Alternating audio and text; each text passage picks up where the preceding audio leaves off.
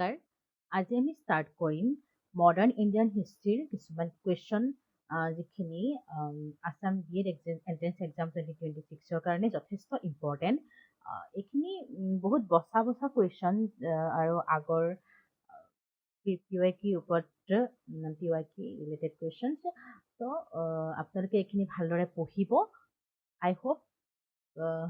ভাল মাৰ্কছ আপোনালোকে গেইন কৰিব পাৰিব। So let's start. Here, first question to hoise, who is considered?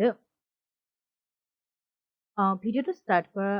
আগতে মানে কুৱেশ্যনখিনি ষ্টাৰ্ট কৰাৰ আগতে মই আৰু এটা কথা আপোনালোকক কৈ লওঁ যে মই যেতিয়া কুৱেশ্যনটো ক'ম তেতিয়া তাৰপিছতে 5 ছেকেণ্ডমানৰ এটা সময় দিম আপোনালোকে কুৱেশ্যনটো ভাবি ল'ব যে এইটো কি হ'ব। তো তেতিয়া আপোনালোকৰ এটা ৰিভিজন টাইপ হৈ যাব। আৰু এটা কথা, ইয়াৰ আগৰ NEP কিছুমান ভিডিঅ' আছে যিখিনি মই আগৰ ভিডিঅ'ত পাই যাব। NEP মষ্ট ইম্পৰ্টেণ্ট কুৱেশ্যনছ আছে, তো সেইখিনি আপোনালোকে চাব পাৰে। তো ষ্টাৰ্ট কৰোঁ আমি questions. First, who is considered the father of modern India and founded the Brahmo Samaj in 1828? যে ফাদাৰ অফ মডাৰ্ণ ইণ্ডিয়া বুলি কাক কোৱা হয় আৰু যোনে ব্ৰাহ্ম সমাজ প্ৰতিষ্ঠা কৰে। ইয়াত কুৱেশ্যনটো এনেকৈ আহিব পাৰে যে ব্ৰাহ্ম সমাজ কোন চনত প্ৰতিষ্ঠা হৈছিলে, সেইটোও আহিব পাৰে 1828। এই ব্ৰাহ্ম সমাজ প্ৰতিষ্ঠা যোনে কৰিছিলে বা ফাদাৰ অফ মডাৰ্ণ নেশ্যন বুলি কাক কোৱা হয়, তেওঁ হৈছে ৰাজা ৰামমোহন ৰায়। ৰাজা ৰামমোহন ৰায়ে ব্ৰাহ্ম সমাজ প্ৰতিষ্ঠা কৰিছিলে। তো ছ'চিয়েল ৰিফৰ্মছ মহিলাসকলৰ কাৰণে যিখিনি আছিলে সেইখিনি আৰু যিখিনি আমাৰ সতী প্ৰথা এইবিলাক আছিলে সেইখিনি এবলিছমেণ্টৰ কাৰণে তেওঁ ব্ৰাহ্ম সমাজৰ যোগেদি যথেষ্ট কাম কৰিছিলে। তাৰপিছতে নেক্সট হৈছে in which year was the practice of sati abolished with the help of Lord William Bentinck. এতিয়া মই আপোনাক ওপৰত ক'লোৱেই যে ব্ৰাহ্ম সমাজৰ আণ্ডাৰত সতী বেন হৈছিলে, গতিকে সতী কোন চনত এবলিছ হৈছিলে আৰু এইটো কুৱেশ্যন সুধিব পাৰে যে কোনজন ব্ৰিটিছৰ হেল্পত কৰা হৈছিল, তেওঁ হৈছে লৰ্ড উইলিয়াম বেণ্টিং। সেইটো হৈছে সতী এবলিছ হৈছিলে 1829ত। আৰু ইয়াতে ৰাজা ৰামমোহন ৰায়ে ভূমিকা আছিলে সতী এবলিছমেণ্টত লৰ্ড উইলিয়াম বেণ্টিঙৰ লগতে। ৰাজা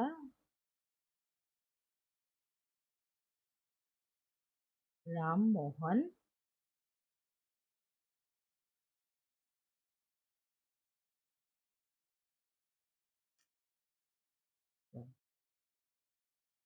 নেক্সট কুৱেশ্যনটো হৈছে the Tattvabodhini Sabha was formed by Debendra Nath Tagore in 1839। যে তত্ত্ববোধিনী সভা কোনে প্ৰতিষ্ঠা কৰিছিলে সেইটো সুধিব পাৰে। সেইটো হৈছে দেৱেন্দ্ৰ নাথ টেগৰে কোন চনত আছিলে, 1839। তো কিয় কৰিছিলে তত্ত্ববোধিনী সভা প্ৰতিষ্ঠা? তেওঁৰ মেইন ফ'কাছটো কি আছিলে তত্ত্ববোধিনী সভাৰ? সেইটো হৈছে to discover spiritual truth. Spiritual truth discover কৰিবৰ কাৰণে দেৱেন্দ্ৰ নাথ টেগৰে 1839 চনত তত্ত্ববোধিনী সভা ফৰ্ম কৰিছিলে। তাৰপিছতে নেক্সট হৈছে who started providing education for girls in Pune in year 1848। এইটো যথেষ্ট ইম্পৰ্টেণ্ট কুৱেশ্যন। এইটো সুধিছে যে পুনেত গাৰ্লছসকলৰ এডুকেশ্যনৰ কাৰণে গাৰ্লছ এডুকেশ্যন ষ্টাৰ্ট কৰিছিলে। এইটো মানে এইকাৰণে ইম্পৰ্টেণ্ট যেতিয়া যিটো সময়ত সমাজে ছোৱালীসকলক শিক্ষা দিবলৈ ছোৱালীসকলক শিক্ষাটো অপ'জ কৰিছিলে, যে ছোৱালীসকলৰ শিক্ষাটো তাহাঁতি ভাল পোৱা নাছিলে, সেইটো সময়তে এনেকুৱা এগৰাকী নাৰী আছিলে, তেওঁ যথেষ্ট সমাজৰ ককৰ্থনা সহ্য কৰোঁ যে গাৰ্লছ ষ্টুডেণ্টছৰ শিক্ষাৰ কাৰণে প্ৰভাইডিং গাৰ্লছ এডুকেশ্যনৰ কাৰণে তেওঁ খাৰা হৈছিলে। তেওঁ গাৰ্লছ স্কুল প্ৰতিষ্ঠা কৰিছিলে, গাৰ্লছ এডুকেশ্যন নিজে পঢ়াইছিলে, আৰু সেইটো 1848তে। আৰু তেওঁ হৈছে সাবিত্ৰীবাই ফুলে। তেওঁৰ নামটো মনত ৰাখিব, সাবিত্ৰীবাই ফুলে। তেওঁ হাজবেণ্ডৰ হেল্পত এইটো কৰিছিলে। হাজবেণ্ডৰ নামটো হৈছে জ্যোতিবা ফুলে। এইটো খেলি মেলি হয়, এইটো নহয়, জ্যোতিবা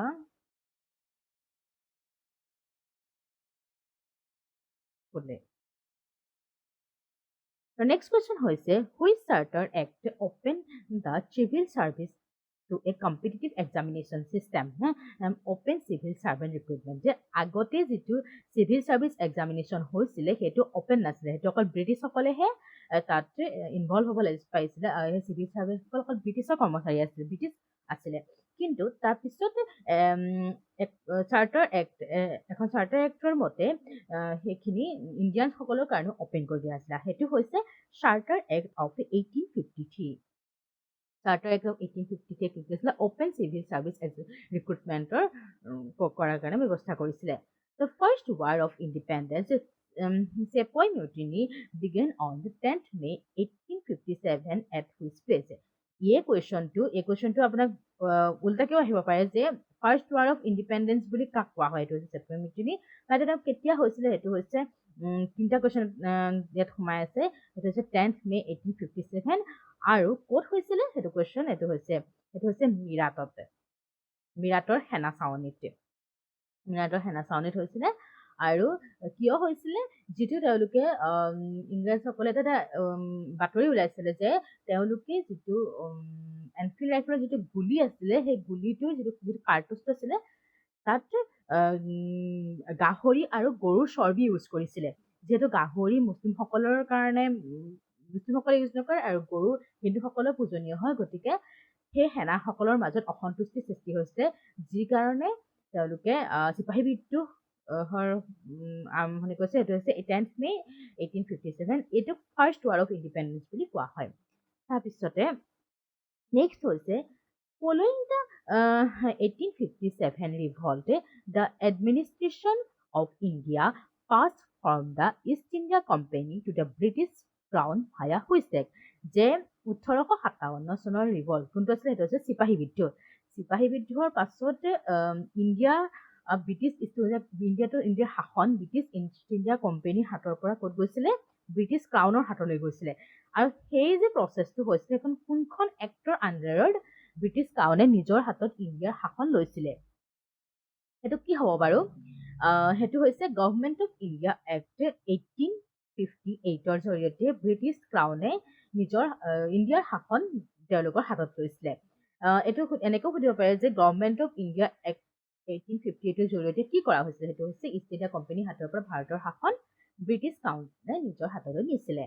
তাৰপিছতে নেক্সটটো হৈছে the Prarthana Samaj was established in Bombay in 1867 by হোম যে প্ৰাৰ্থনা সমাজ কোনে এষ্টাব্লিছ কৰিছিলে ক'ত এষ্টাব্লিছ হৈছে সেইটো হৈছে বম্বে ইন 1867 সেইটো হৈছে Atmaram Pandurang Next, who founded the Satya Sadhak Samaj in 1873 for the abolition of discrimination? এই কুৱেশ্যনটো এনেকৈও সুধিব পাৰে সত্য সাধক সমাজ কোন চনত প্ৰতিষ্ঠা হৈছিলে এইটোও সুধিব পাৰে বা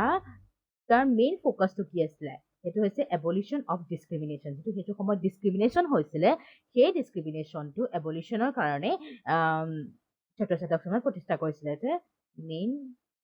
পাৰ্পজ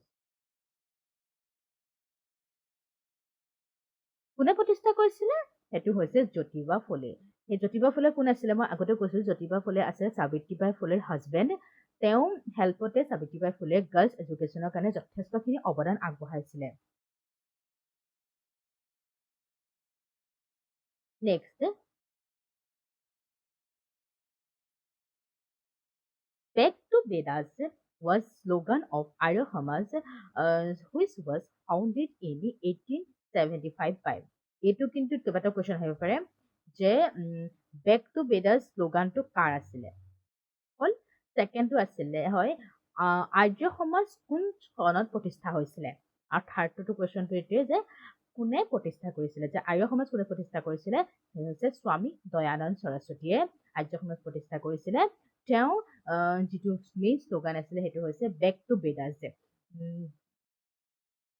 তাৰপিছতে নেক্সট ইন 1880 দ্য আৰ্য মহিলা সমাজ ৱাজ ফৰ্ম বাই এতিয়া এইটো ইয়াত সুধিব আৰ্য মহিলা সমাজ কোন চনত প্ৰতিষ্ঠা হৈছিলে আৰু কোনে প্ৰতিষ্ঠা কৰিছিলে সেইটো তেনেকুৱা কুৱেশ্যন আহিব পাৰে কিন্তু ইয়াত কুৱেশ্যনটো হৈছে বৰ্তমান যে কোনে প্ৰতিষ্ঠা কৰিছিলে কোন চনততো দিয়াই আছে সেইটো হৈছে পণ্ডিতা ৰামাবাই মহিলাসকলৰ কাৰণে আৰ্য মহিলা সমাজ প্ৰতিষ্ঠা কৰিছিলে সেই আৰ্য মহিলা সমাজ আৰ্য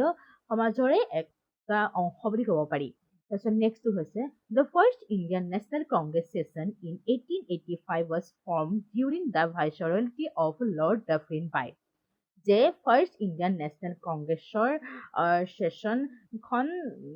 যিখন 1885 হৈছিলে সেইখন যাৰ ভাইচৰয়ল্টিৰ অফ লৰ্ড ডাফৰিনৰ হৈছিলে সেইখনত কোনে প্ৰতিষ্ঠা কৰিছিলে কোনে মেইন হেৰি আছিলে সেইজন হৈছে হোমে এই কুৱেশ্যনটো এনেকৈ হ'ব পাৰে কোন চনত হৈছিলে সেইটো হৈছে 1885 তাৰপিছতে ব্ৰিটিছ কোনজন মানে লৰ্ড ভাইচৰয় কোনজন জড়িত আছিলে সেইজন হৈছে লৰ্ড ডাফৰিন তাৰপিছতে next Swami Vivekananda founded the Ramakrishna Mission on in 1897. ইয়াত কুৱেশ্যনটো এনেকৈ আহিব স্বামী মই আপোনালোকক কৈ গৈছো যে কুৱেশ্যনবিলাকৰ ভিতৰৰ কি কুৱেশ্যন আহিব পাৰে সেইটো মই আপোনালোকক কৈ গৈছো স্বামী বিবেকানন্দই ৰামকৃষ্ণ মিছন কোনে প্ৰতিষ্ঠা কৰিছিলে বুলি আহিব পাৰে স্বামী বিবেকানন্দই প্ৰতিষ্ঠা কৰিছিলে আৰু কোন চনত 1897ত আৰু তাৰ মেইন পাৰ্পজটো কি আছিলে যে স্বামী বিবেকানন্দই ৰামকৃষ্ণ মিছন প্ৰতিষ্ঠা কৰিছিলে সেই ৰামকৃষ্ণ মিছনৰ যে প্ৰতিষ্ঠা কৰিছিলে তাৰ মেইন পাৰ্পজটো কি আছিলে সেইটো হৈছে to spread spiritual and social thinking যে স্পিৰিচুৱেল আৰু ছ'চিয়েল যিখিনি থিংকিং হয় সেই থিংকিংখিনি সমাজৰ সকলোলৈকে বিয়পাই পেলোৱাৰ উদ্দেশ্যৰে তেওঁ ৰামকৃষ্ণ মিছন প্ৰতিষ্ঠা কৰিছিলে তেওঁ ৰামকৃষ্ণ মিছন কাৰ আৰু এটা কুৱেশ্যন আহিব পাৰে যে ৰামকৃষ্ণ মিছন কাৰ স্মৃতিত প্ৰতিষ্ঠা কৰিছিলে তেওঁ হৈছে স্বামী বিবেকানন্দৰ গুৰু আপোনালোকে জানিব লাগে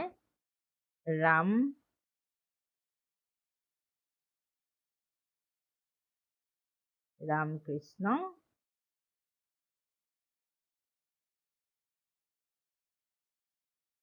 পাৰমহংস এওঁ স্বামী বিবেকানন্দৰ গুৰু আছিল আৰু তেওঁৰ নামেৰেই ৰামকৃষ্ণ মিছন প্ৰতিষ্ঠা হৈছিলে in which year at which place was Muslim league form এতিয়া আমি মুছলিম লীগ কোন চনত আৰু কোনটো ঠাইত প্ৰতিষ্ঠা হৈছিলে এইটো এটা ইম্পৰ্টেণ্ট কুৱেশ্যন মুছলিম লীগৰ ওপৰত সুধিব পাৰে সেইটো হৈছে 1909 চনত ঢাকাত মুছলিম লীগ প্ৰতিষ্ঠা হৈছিলে তাৰপিছতে ৰবীন্দ্ৰনাথ টেগৰ পাব্লিছ জন গণ মন ইন ভাৰত বিধাতা ইন হুইচ ইয়েৰ জনগণ মন কোনে পাব্লিছ কৰিছিলে তেওঁ হৈছে ৰবীন্দ্ৰনাথ টেগৰ ক'ত পাব্লিছ কৰিছিলে বুলি আহিব পাৰে সেইটো হৈছে ভাৰত বিধাতা জনগণ মন ক'ত পাব্লিছ হৈছিলে ভাৰত বিধাতা পাব্লিছ হৈছিলে কিন্তু কোনটো ইয়াৰ পাব্লিছ হৈছিলে সেইটো হৈছে 1912 1912 চনত ৰবীন্দ্ৰনাথ টেগৰে জনগণ মন পাব্লিছ কৰিছিলে ক'ত কৰিছিলে ভাৰত বিধাতাত নেক্সট হৈছে the Ghadar Party was established in 1913 by NRI revolutionaries in which city? যে NRI যিখিনি প্ৰবাসী যিখিনি ভাৰতীয় যিখিনি ৰিভলিউচনাৰিজ আছিলে প্ৰবাসী তেওঁলোকে কি কৰিছিলে গদাৰ পাৰ্টি নামৰ এটা পাৰ্টি প্ৰতিষ্ঠা কৰিছিলে কোন চনত 1913ত কোনখন চিটিত প্ৰতিষ্ঠা কৰিছিলে সেইটো হৈছে ছেন ফ্ৰান্সিস্কো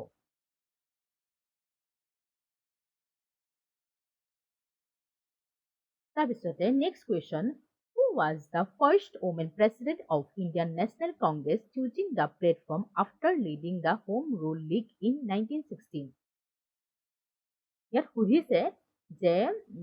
প্ৰথম মহিলা প্ৰেচিডেণ্ট কোন আছিলে ইণ্ডিয়ান নেশ্যনেল কংগ্ৰেছৰ তেওঁ হোম ৰুল লীগৰ লগতে জড়িত আছিলে 1916ত সেইগৰাকী হৈছে এনি বেচেণ্ট তেওঁ কিন্তু ভাৰতীয় নাছিলে ইয়াত দুটা কুৱেশ্যন হ'ব পাৰে যদি আমাক সোধা হয় যে who is the first Indian women president of Indian national Congress তেওঁ কিন্তু এনি বেচেণ্ট নহ'ব তেওঁ হৈছে সৰোজিনী নাইডু হ'ব কিন্তু তাৰপিছত next The historic Lucknow Pact of 1916 witnesses the unification of যে এইটো সুধিব পাৰে লক্ষ্ণৌ পেক্ট কেতিয়া হৈছিলে এইটো হৈছে 1916 যে কিহৰ কাৰণে হৈছিলে লক্ষ্ণৌ পেক্টৰ মেইন অবজেক্টিভটো কি আছিলে কিয় হৈছিলে লক্ষ্ণৌ পেক্ট সেইটো হৈছে যিটো সেইটো সময়ত দুটা পাৰ্টিত ভাগ হৈছিলে যিখিনি আমাৰ পাৰ্টি আছে যিটো মডাৰেটছ আৰু এক্সট্ৰিমিষ্ট মানে নৰম দল আৰু গৰম দল দুটা ভাগত তেওঁ স্বাধীনতা যিখিনি মানে যুঁজি আছিলে তেওঁলোকে দুটা ভাগত ভাগ হৈ গৈছিলে এটা বহুত বেছি এক্সট্ৰিমিষ্ট চিন্তাধাৰা আছিলে আৰু এটা মডাৰেট চিন্তাধাৰা আছিলে গতিকে তেওঁলোকক ইউনিফাই কৰিবৰ কাৰণে লক্ষ্ণৌ পেক হৈছিলে সেইটো 1916 তাৰপিছতে next Champaran Satyagraha of 1970 was launched by Mahatma Gandhi to address the exploitation of ইয়াত সুধিছে চম্পাৰণ সত্যাগ্ৰহ ইয়াত কুৱেশ্যনটো এনেকৈ হ'ব পাৰে চম্পাৰণ সত্যাগ্ৰহ কোন চনত হৈছিলে এইটো হৈছে 1917 আৰু কিয় মহাত্মা গান্ধীয়ে চম্পাৰণ সত্যাগ্ৰহ লঞ্চ কৰিছিলে সেইটো হৈছে যিহেতু সেইটো সময়ত ইণ্ডিগো ফাৰ্মাৰ্ছসকলৰ এক্সপ্লটেশ্যন হৈছিলে বহুত বেছি ইণ্ডিগো ফাৰ্মাৰ্ছসকলৰ দ্বাৰা তেওঁলোকক বহুত বেছি ব্ৰিটিছে শোষণ কৰিছিলে সেইটো টাইমত তেওঁলোকে কোনো ন্যায় পোৱা নাছিলে তো সেইটো কাৰণেই সেইটো বিৰোধিতা কৰিবলৈ মহাত্মা গান্ধীয়ে চম্পাৰণ সত্যাগ্ৰহ ষ্টাৰ্ট কৰিছিলে 1917 তাৰপিছতে The Rowlatt Act, which allowed detention of political activists without trial, lead to which tragic event in 1919? এইটো সুধিব পাৰে ৰাওলাট এক্টে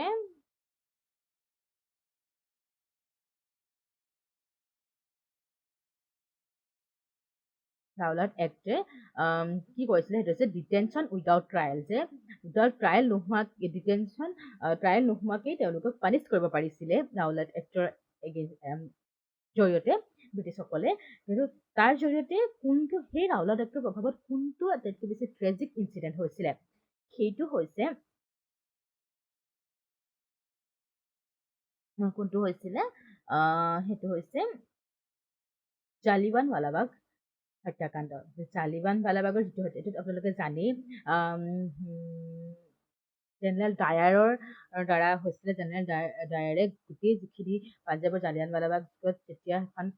চাৰিওফালে আগুৰি থকা এটা জেগা আছিলে য'ত নেকি তেওঁলোকে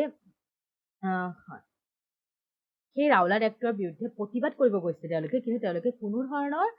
অস্ত্ৰ শস্ত্ৰ প্ৰয়োগ কৰা নাছিলে শান্তিপূৰ্ণ প্ৰতিবাদ কৰিছিলে সেই শান্তিপূৰ্ণ প্ৰতিবাদতে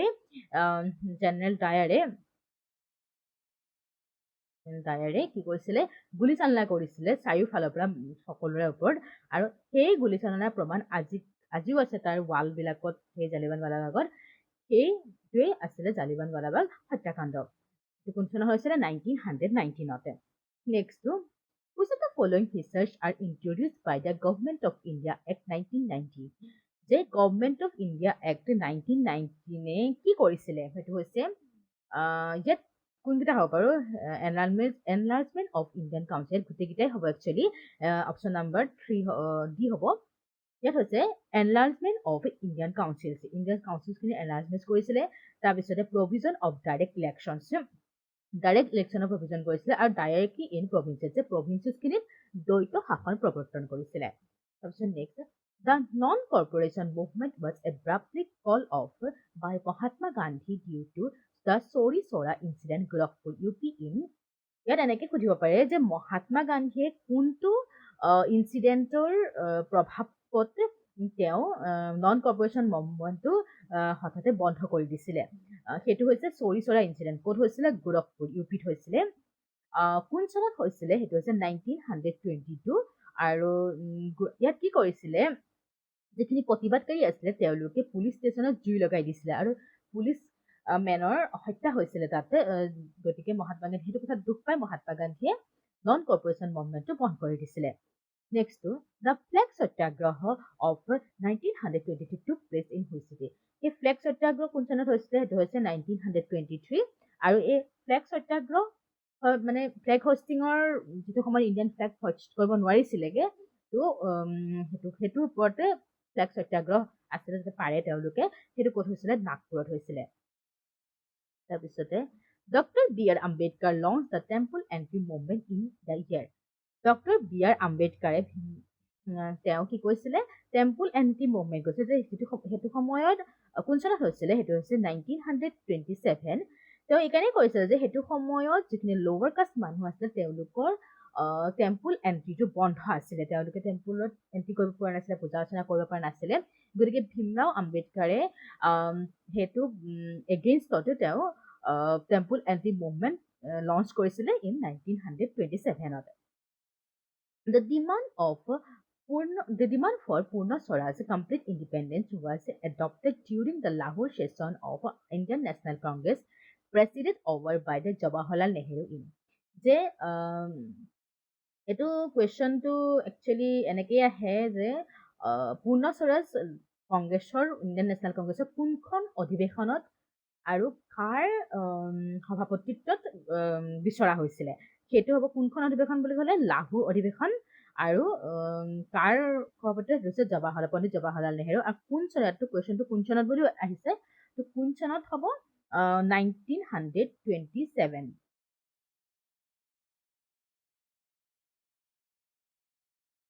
চৰি, এইটো 1929 বিচাৰি গৈছিলে 1929ত লাহোৰ অধিৱেশনত কংগ্ৰেছৰ লাহোৰ অধিৱেশনত পূৰ্ণ স্বৰাজৰ দাবী কৰিছিলে। Next question. On 8 April 1929, a central parliamentary bomb attack was carried out by. এতিয়া আপোনালোকে চাব দেই, ইয়াত চনবিলাকৰ ৰিলেটেড যিকেইটা কুৱেশ্যন থাকে সেইবোৰ একেলগে আপোনালোকে পঢ়িব। এইটো ট্ৰিক্স হয় যে 1929 আমাৰ কি হৈছিল অৱগত পঢ়ি আছে, সেইটো হৈছে পূৰ্ণ স্বৰাজে দাবী কৰিছিলে কংগ্ৰেছৰ লাহোৰ অধিৱেশনত জৱাহৰলাল নেহেৰু আণ্ডাৰত তেওঁ, আৰু সেই 1929ৰে 8 এপ্ৰিলত কি হৈছিলে, এটা চেণ্ট্ৰেল পাৰ্লিয়ামেণ্টত বোম ব্লাষ্ট হৈছিলে, বোম এটেক হৈছিলে। কোনে কৰিছিলে? সেইটো হৈছে ভগত সিং আৰু বটুকেশ্বৰ দত্ত। তাৰপিছতে The Pune Pact 1932 signed between Mahatma Gandhi and Dr. B.R. Ambedkar provided for যে পুনা পেক্টটো কিয় পুনা পেক্ট এনেকৈ সুধিব পাৰে যে ইয়াত কুৱেশ্যনটো এনেকৈ হয়, পুনা পেক্টটো কোন চনত হৈছিলে, সেইটো হৈছে 1932, আৰু কাৰ মাজত হৈছিলে? মহাত্মা গান্ধী আৰু ডক্টৰ বি আৰ আম্বেদকাৰৰ মাজত হৈছিলে। কিয় হৈছিলে কুৱেশ্যনটোতো ইয়াত কৈছে কিয় হৈছিলে, সেইটো হৈছে reservation of seats for Dalits and depressed classes, যে দলিত আৰু ডিপ্ৰেছড যিখিনি পিছপৰা জাতি তেওঁলোকৰ কাৰণে ৰিজাৰ্ভেশ্যন এভেইলেবল কৰাবলৈ পুনা পেক্ট হৈছিলে। তাৰপিছতে next, Sir Stafford Cripps led the Cripps mission to India in 1942 primarily. ইয়াতে কুৱেশ্যনটো এনেকৈ হ'ব পাৰে, কোনে লিড কৰিছিলে ক্ৰিপছ মিছন, আৰু ক্ৰিপছ মিছন ইণ্ডিয়ালৈ কোনটো সময়ত আহিছিলে, সেইটো হৈছে 1942, আৰু কিয় আহিছিলে সেইটো হৈছে try two involve Indians in the world war II, যে ইণ্ডিয়ানখিনিক ৱৰ্ল্ড ৱাৰ IIত ইনভলভ কৰিবলৈ ক্ৰিপছ মিছন আনিছিলে ছাৰ ষ্টেফৰ্ড ক্ৰিপছে, যিটো নেকি ইণ্ডিয়ানছখিনিয়ে যথেষ্ট প্ৰতিবাদ কৰিছিলে, সেইটো বিষয়ে অপ'জ কৰিছিলে তেওঁলোকে, যাতে তেওঁলোকে কাৰণ জানে যে ৱৰ্ল্ড ৱাৰ IIত যদি ইনভলভ কৰা হয় তেওঁলোকক লৈ যাব, আৰু সেইটোতো ফেয়াৰ নহয় ন, তো তেওঁলোকে অপ'জ কৰিছিলে। কিন্তু সেই ক্ৰিপছজনৰ উদ্দেশ্যটো কি আছিলে, সেইটো হৈছে try two involve Indians in world war II। আৰু সেই ক্ৰিপছ মিছনৰ আওতাতে তেওঁলোকে এইটো কৈছিলে যে যদি ইণ্ডিয়ানছখিনি যদি ৱৰ্ল্ড ৱাৰ IIত ইনভলভ হয় তেতিয়ালৈকে তেওঁলোকক স্বাধীনতা দিব, কিন্তু পিছলৈ সেইটো হৈ নুঠিলে। তাৰপিছতে the Indian independence act was passed by British parliament in July of which year. Indian independence act যিখন আছিলে সেইখন কেতিয়া পাছ হৈছিলে বাৰু ব্ৰিটিছ পাৰ্লিয়ামেণ্টত, সেইটো হৈছে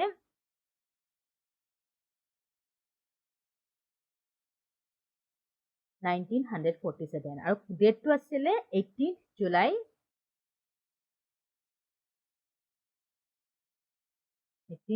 1947। তাৰপিছতে Christ with Destiny, the famous speech delivered by Jawaharlal Nehru took place on. সুধিব পাৰে যে Christ with Destiny এই স্পীচটো কোনে দিছিলে, সেইটো জৱাহৰলাল নেহেৰুৱে। ক'ত দিছিলে, সেইটো হৈছে 15 আগষ্ট। কেতিয়া দিছিলে, সেইটো হৈছে 14 আগষ্ট 1947 মিডনাইট। স্বাধীনতাৰ আমাৰ যিটো ইণ্ডিপেণ্ডেঞ্চ ডে 15 আগষ্ট, তাৰ আগদিনাৰ মিডনাইটত জৱাহৰলাল নেহেৰুৱে সেই স্পীচটো দিছিলে ট্ৰাইষ্ট উইথ ডেষ্টিনি, সেইটো হৈছে 14 আগষ্ট 1947 মিডনাইটত। তাৰপিছতে নেক্সট কুৱেশ্যনটো, এইটো আমাৰ লাষ্ট কুৱেশ্যন, সেইটো হৈছে who was the president of Indian national congress during India's independence. ইয়াত সুধিছে যে ইণ্ডিয়াৰ ইণ্ডিপেণ্ডেঞ্চৰ সময়ত ইণ্ডিয়ান নেশ্যনেল কংগ্ৰেছৰ প্ৰেছিডেণ্ট কোন আছিলে তেওঁ কোন আছিলে বাৰু সেইটো হৈছে JB. Kripalani JB. Kripalani Indian national কংগ্ৰেছৰ প্ৰেছিডেণ্ট আছিলে ডিউৰিং দ্য ইণ্ডিয়ান ইণ্ডিপেণ্ডেঞ্চ গতিকে আজিলৈ ইমানেই পাৰ্ট 1 এইটো হৈছে হিষ্ট্ৰী মডাৰ্ণ হিষ্ট্ৰী পাৰ্ট 1 আমি পাৰ্ট 2 আনিম অতি সোনকালে গতিকে আপোনালোকে পঢ়ি থাকক বিএড এক্সামলৈ বেছি দিন কিন্তু নাই যদি ভিডিঅ'টো ভাল পালে লাইক শ্বেয়াৰ এণ্ড ছাবস্ক্ৰাইব কৰিব আৰু যদি কিবা সুধিবলগীয়া থাকে কমেণ্টত সুধিব পাৰে গতিকে সিমানেই থেংক ইউ